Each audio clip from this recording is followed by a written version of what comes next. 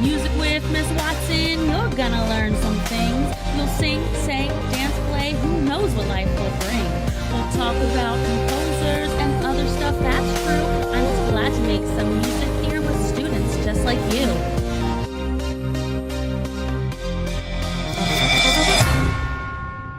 Hello, Zephyr Bees, and welcome to the Composer of the Month podcast, where you'll find out the buzz on a famous composer. This month, we're going to concentrate on African-American composer Duke Ellington, who wrote thousands of pieces of music and is considered one of the most creative U.S. musicians from the 1900s. Duke Ellington's real name was Edward Kennedy Ellington, so where did he get the name Duke? Well, when Ellington was a child, he had a very elegant manner about him and often dressed to impress, much like a nobleman would, so his friends called him Duke, as in a duke and duchess, and he loved it, so the name stuck. Ellington was born in 1899 in Washington, D.C., though he was based in New York City for part of his lifetime. He was a composer, pianist, and leader of a jazz orchestra from 1923 through the rest of his life. Growing up, Duke took piano lessons as both his parents were pianists. His dad also created blueprints for the U.S. Navy and was a butler in the White House. Despite growing up in a musical household, Duke was always more interested in playing baseball than playing piano. However, that all changed when he was a teenager.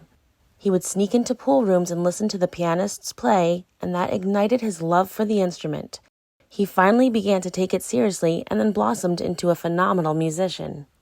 Duke Ellington searched for musicians to make up his band, and they performed from state to state.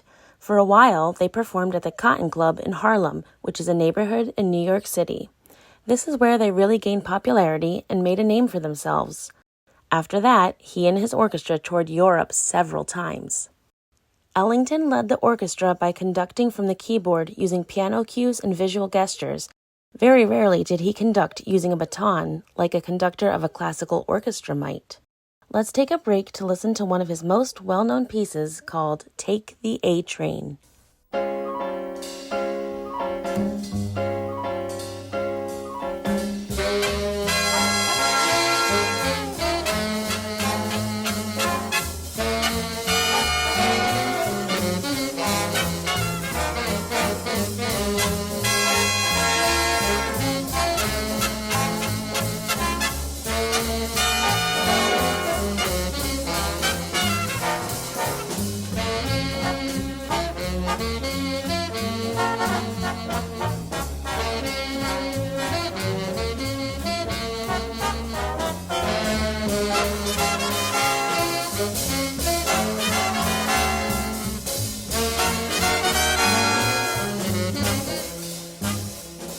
That piece is so well known that it was even quoted in the musical In the Heights by famous composer Lin-Manuel Miranda. 6th Street. Well, you must take the A train, even farther than Harlem to northern Manhattan and maintain. Get off at 181st. By 1943, Duke Ellington reached a milestone in his career. He was invited to perform a series of concerts with his big band, the Duke Ellington Orchestra, at the prestigious Carnegie Hall. What an honor!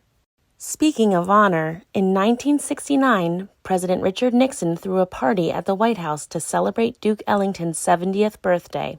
During the event, Nixon honored Ellington's lifetime of achievement by presenting him with the Presidential Medal of Freedom.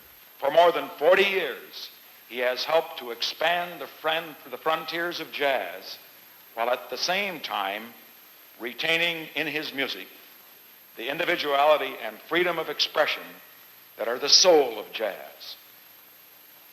In the royalty of American music, no man swings more or stands higher than the Duke.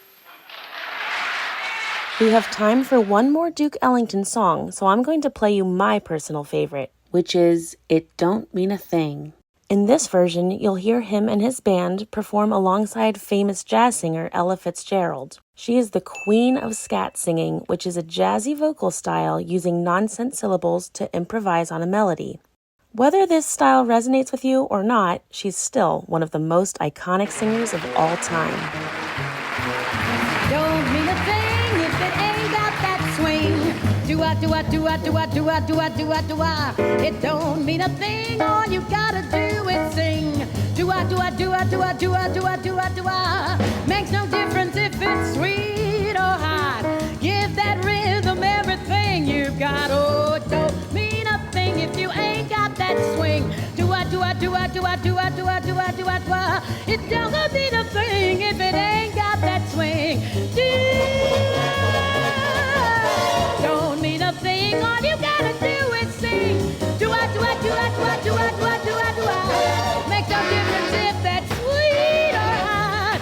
Give that rhythm everything you got. Don't mean a thing if it ain't got that swing. Do-a-do-a-do-a-do-a-do-a-do-a-do-a. Duke Ellington died on May 24, 1974, having established himself as one of the greatest jazz artists and composers of all time, as well as having an eloquent and charismatic personality.